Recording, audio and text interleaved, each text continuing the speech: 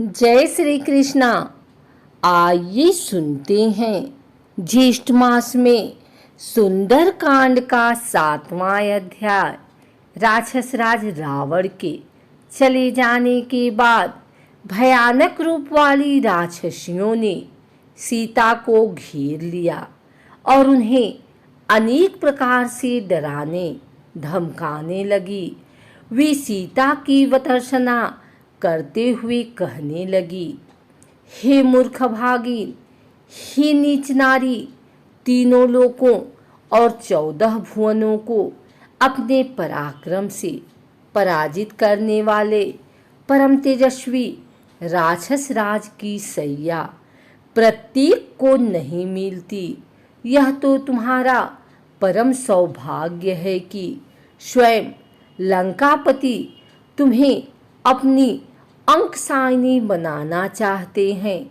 तनिक विचार कर देखो, कहाँ अगाध ऐश्वर्य, स्वर्णपुरी तथा अतुल संपत्ति का एक छत्र स्वामी और कहाँ वह राज्य से निकाला हुआ कंगालों की भांति वन वन में भटकने वाला हतभाग्य साधारण सा मनुष्य। सोच समझकर निर्णय करो और महाप्रतापी लंकाधिपति रावण को पति के रूप में स्वीकार करो। उसकी अर्धांगिनी बनने में ही तुम्हारा कल्याण है, अन्यथा राम के वियोग में तड़प तड़प कर मरोगी या राक्षस राज के हाथों मारी जाओगी। तुम्हारा यह कोमल शरीर इस प्रकार नष्ट होने के लिए नहीं है। महाराज रावण के साथ विलास भवन में जाकर रमण करो। महाराज तुम्हें इतना विलासमय सुख देंगे जिसकी तुमने उस कंगाल वनवासी के साथ रहते कल्पना भी नहीं की होगी। राक्षसियों की ये बातें सुनकर कमलनयनी सीता ने अश्रुपूर्ण नेत्रों से उनकी ओर देखकर कहा, तुम सब का यह लोक विरुद्ध एवं पापपूर्ण प्रस्ताव मेरे हृदय में क्षण मात्र को भी ठहर नहीं पाता। एक मानव कन्या किसी राक्षस की भार्या नहीं हो सकती। तुम सब लोग भले ही मुझे खा जाओ, किंतु मैं तुम्हारी बात नहीं मान सकती। मेरे पति दीन हो अथवा राज्यहीन, वे ही मेरे स्वामी हैं और मैं सदा उन्हीं में अनुरक्त हूँ तथा आगे भी रहूँगी।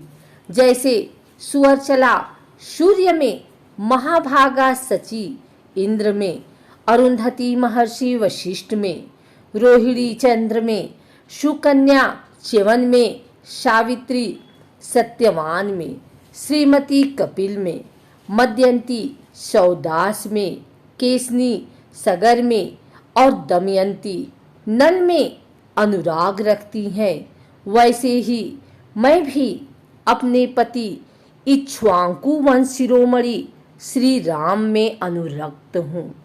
सीता के वचन सुनकर राक्षसियों के क्रोध की सीमा न रही।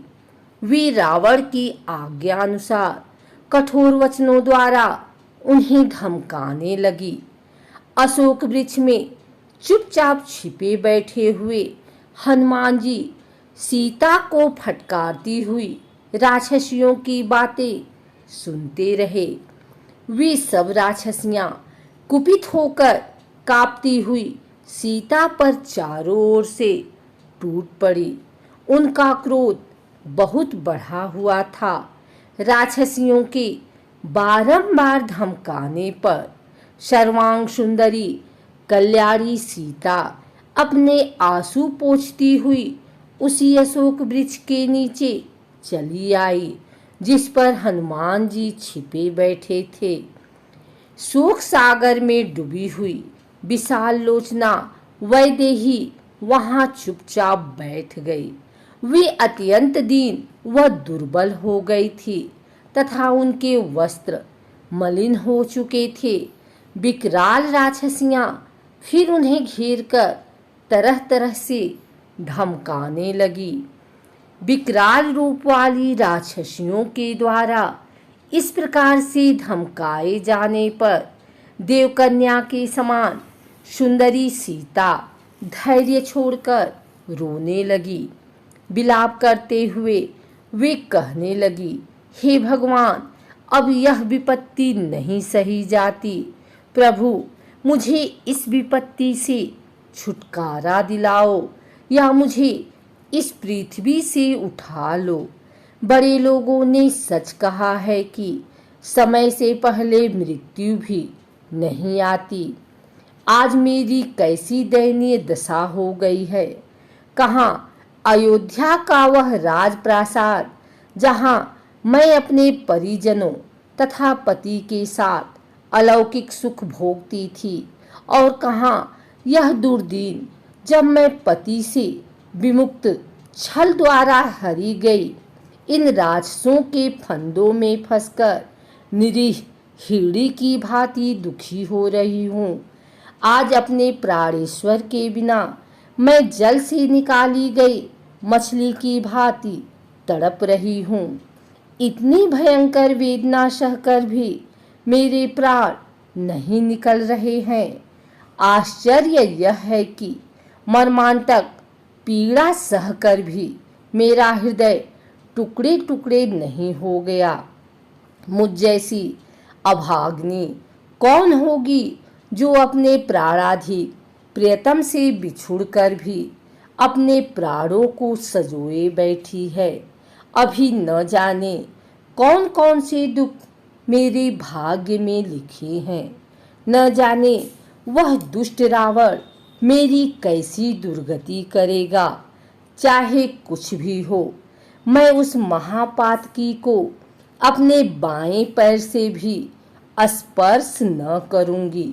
उसके इंगित पर आत्मसमर्पण करना तो दूर की बात है, यह मेरा दुर्भाग्य ही है।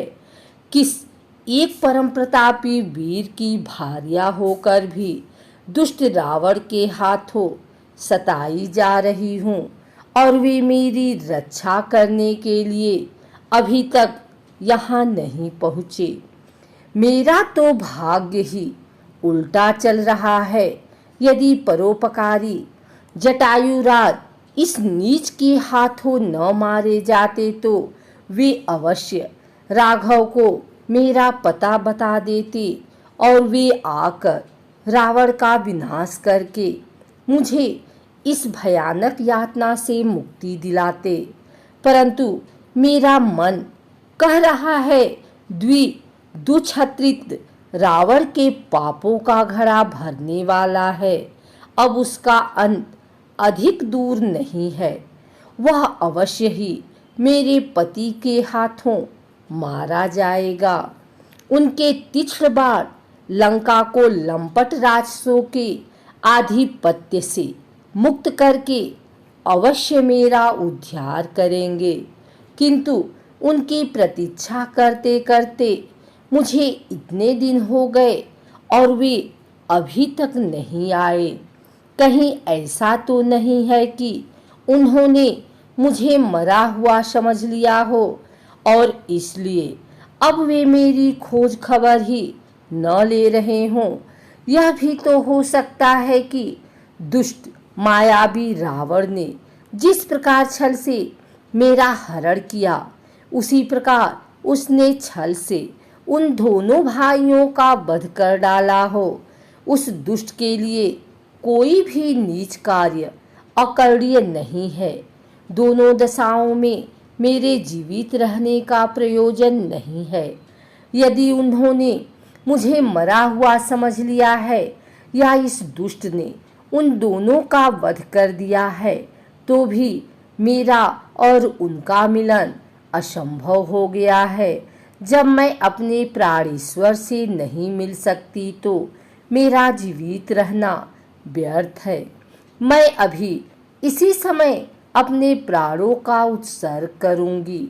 सीता की इन निराशा भरे वचनों को सुनकर पवन पुत्र हनुमान अपने मन में विचार करने लगे कि अब इस बात में कोई संदेह नहीं है कि यही जनक नंदनी जानकी हैं, जो अपने पति के वियोग में व्याकुल हो रही हैं।